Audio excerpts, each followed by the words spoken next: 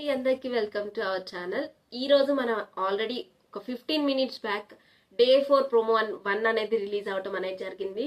So నాకు promo అనేది ఎలా అనిపించింది అండ్ మీకు కూడా ఇదే పాయింట్స్ అనిపించిందా అనేది పూర్తిగా మనం ఈ వీడియోలో అనాలిసిస్ అనేది చేద్దాం. అంతకంటే ముందల ఫస్ట్ టైం మన ఛానల్ని ఎవరైతే చూస్తున్నారో please to subscribe to our channel and పక్కనున్న బెల్ ఐకాన్ కూడా ప్రెస్ చేసుకుంటే మన వీడియో ఎప్పుడైతే అప్లోడ్ అనేది అవుతుందో మీకు నోటిఫికేషన్ అనేది రావటం అనేది జరుగుతుంది.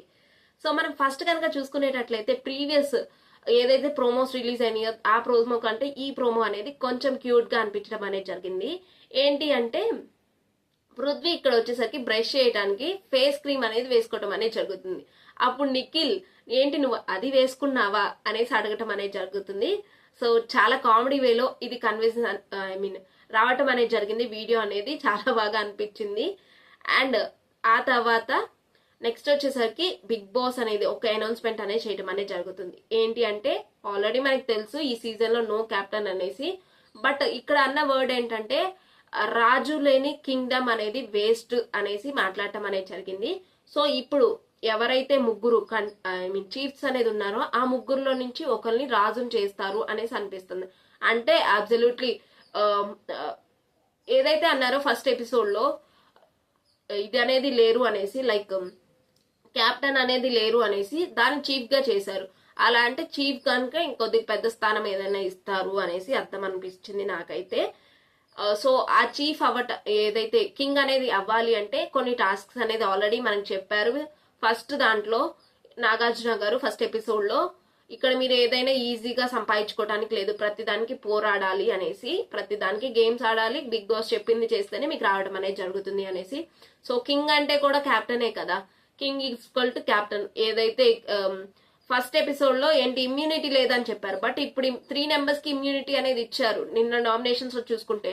అలానే క్యాప్టెన్ అనేది లేదని చెప్పారు, బట్ దాని ఇంకొక పేరుతో క్యాప్టెన్, బట్ క్యాప్టెన్ కు వచ్చే అడ్వాంటేజెస్ వాళ్ళకి రావడం అనేది జరుగుతుంది అనేది నాకు అనిపించింది ఇక్కడ.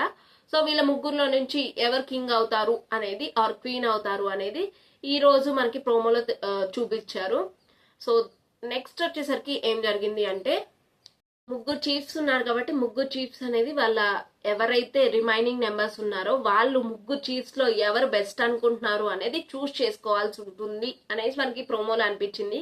ప్రతి సీజన్ లో ఎవరైతే కింగ్స్ ఉన్నారో వాళ్ళు చూస్ చేసుకుంటారు, బట్ ఇక్కడ ఎవరైతే గేమ్ ఆడాలో వాళ్ళు కింగ్స్ ని చూస్ చేసుకోవడం అనేది కొంచెం డిఫరెంట్ గా అనిపించింది.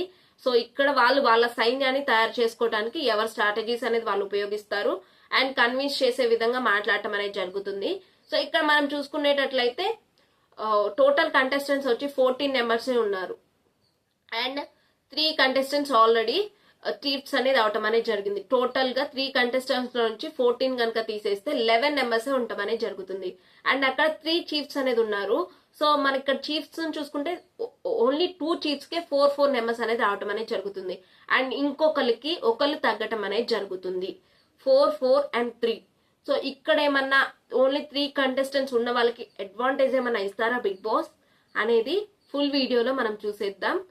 ఏదైతే మనకి నైట్ 9 o'clock కి ఎపిసోడ్ అనేది రావడం అనేది జరుగుతుందో ఆ వీడియోలో చూసేద్దాం. అంతకంటే ముందల మీకు ఈ ప్రోమో అనాలిసిస్ కనుక నచ్చినట్లయితే please do like, share and subscribe to our channel.